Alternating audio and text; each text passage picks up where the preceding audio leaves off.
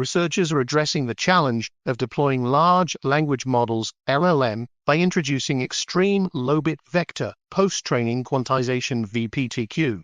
Scaling model size has been a significant hurdle due to redundancy in LLM weights. This new method pushes weight-only quantization to as low as 2 bits, reducing memory requirements and storage costs. Traditional scalar-based quantization struggles with extreme low bit due to numerical limitations. VPTQ uses vector quantization to compress vectors into indices using lookup tables. The researchers formulate the LMVQ problem using second-order optimization and guide their quantization algorithm design by solving this optimization.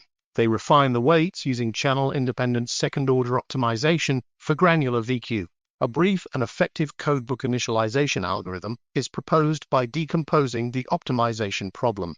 VPTQ also supports residual and outlier quantization, enhancing model accuracy and further compression. Experiments show VPTQ reduces model quantization perplexity